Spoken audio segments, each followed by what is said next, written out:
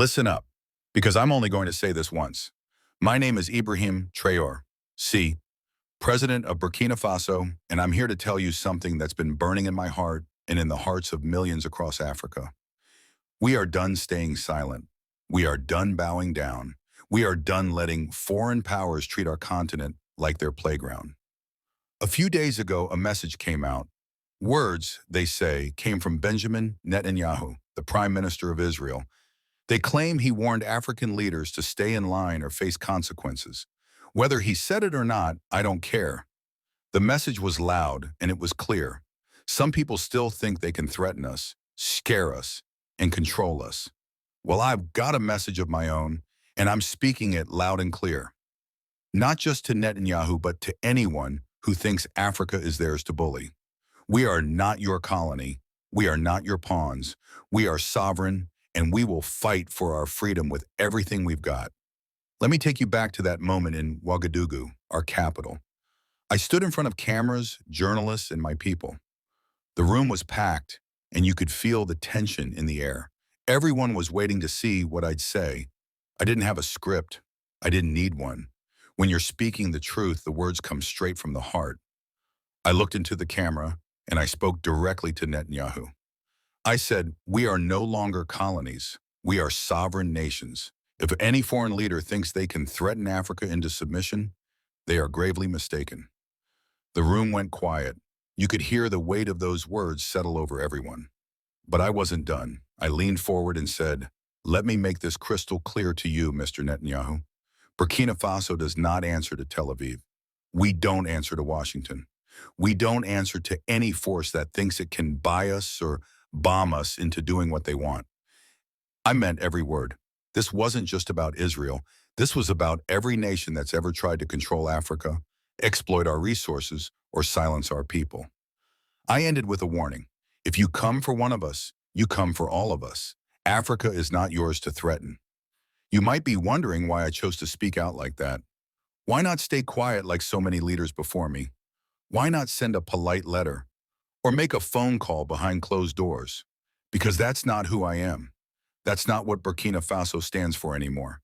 And that's not what Africa needs. For too long, our continent has been treated like a place where powerful countries can do whatever they want.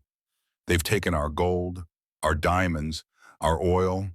They've drawn lines on our maps, split our people apart, and told us how to live. Even after we fought for independence, they kept meddling, using money, threats, or soldiers to keep us in line. I'm done with that. My people are done with that. Africa is done with that. When I heard about Netanyahu's so-called warning, it wasn't just an insult to me or Burkina Faso.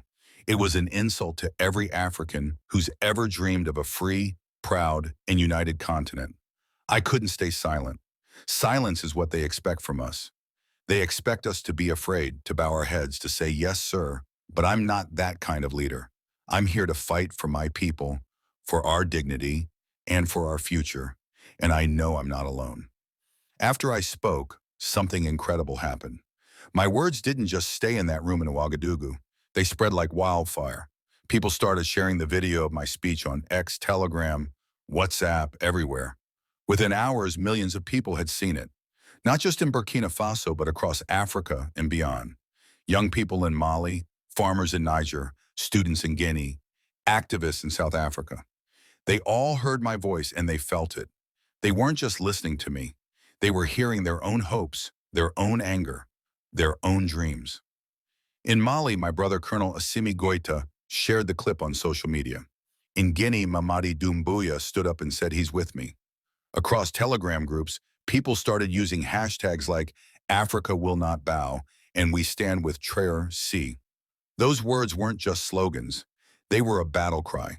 They were a sign that Africa is waking up. We're not just a bunch of countries anymore. We're a family. And when one of us is threatened, we all stand together. Let me tell you what sovereignty means to me. It's not just a fancy word you find in books. It's the right to make our own choices. It's the right to say who comes into our land, who takes our resources, and who we work with. It's the right to stand tall and say, this is our home, and we decide what happens here. For too long, foreign powers have treated Africa like a chessboard. They move their pieces, soldiers, money, companies, and expect us to sit quietly while they play their game. Not anymore. In Burkina Faso, we're taking back control. We're saying no to foreign bases on our soil. We're saying no to deals that leave our people poor while others get rich. We're saying no to threats that try to scare us into submission. And we're not alone. Across the Sahel, Burkina Faso, Mali, Niger, we're building an alliance. We call it the Sahel Alliance. And it's about standing together, protecting each other, and building a future where Africa calls the shots. You might be thinking, haven't African leaders said things like this before? Sure, some have. But this moment feels different. Why? Because the world is changing and Africa is changing with it. For years, we've been told to wait our turn, to follow the rules set by others. But now we're writing our own rules. France used to have a tight grip on countries like mine. They had military bases, controlled our economies, and acted like they owned us. But we pushed them out. Mali did it. Niger did it. Burkina Faso did it. And we're not stopping there. When I spoke out against Netanyahu, I wasn't just talking about one man or one country. I was talking to every nation that's ever looked at Africa and seen a place to exploit. I was talking to the leaders who think they can scare us with sanctions, bombs, or angry words. I was telling them that Africa is rising, and we're not afraid anymore. My speech wasn't reckless. It was necessary. It was a reminder to the world that we're not just here to survive. We're here to thrive, to build, to lead. You know what's interesting? After I spoke, Israel's government didn't say a word. No response, no statement, nothing. That silence speaks louder than any speech.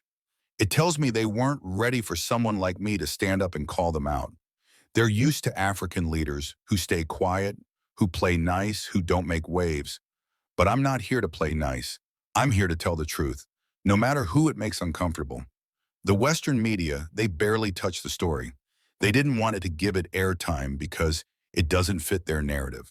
They want to keep painting Africa as a place that's weak, divided, and dependent. But we're changing that narrative. Every time someone shares my speech, every time a hashtag trends, every time another African leader stands with me, we're rewriting the story of our continent. We're showing the world who we really are. I didn't set out to become a symbol. I'm just a man from Burkina Faso, fighting for my people. But when I look at the messages pouring in from young people, from elders, from mothers and fathers across Africa, I realize this is bigger than me. People are calling me a voice for the continent, a symbol of defiance.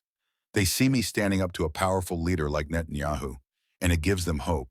It reminds them that we don't have to live in fear. I'm not doing this for fame or attention. I'm doing it because I believe in Africa. I believe in our strength, our history, our future. I believe in the dreams of our ancestors who fought for freedom. I believe in the young people who are ready to build a new Africa, one where we don't beg for scraps, but sit at the table as equals.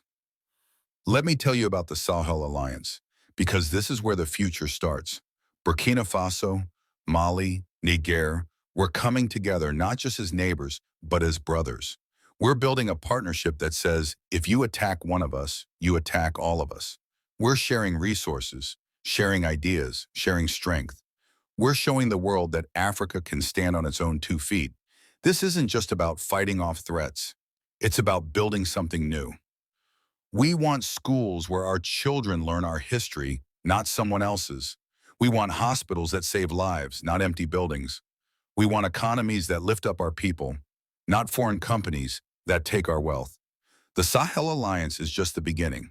I dream of a day when all of Africa stands together, north, south, east, west, united as one. To the leaders out there who still think they can control Africa, hear me now. Your time is up. We're not your backyard. We're not your resource bank. We're not your punching bag. If you think you can threaten us, bribe us, or scare us, you're in for a surprise. Africa is waking up, and we're remembering who we are. We're the children of kings and queens, warriors and builders. We're the future, and we're ready to fight for it. To my African brothers and sisters, this is our moment. Don't be afraid. Don't let anyone tell you we can't do this. Share this message. Stand up in your communities. Demand your rights. Support leaders who fight for you, not for foreign interests. Together, we can build an Africa that's strong, proud, and free. Some people might say my words were too bold, too risky. They might say, I'm picking a fight we can't win. To them, I say staying silent is the real risk. Letting others walk on all over us is the real danger. I spoke out because I believe in my people. I believe in our right to live free, to make our own choices, to shape our own future. If that makes some people uncomfortable, so be it. I'm not here to make friends with those who disrespect us. I'm here to fight for what's right.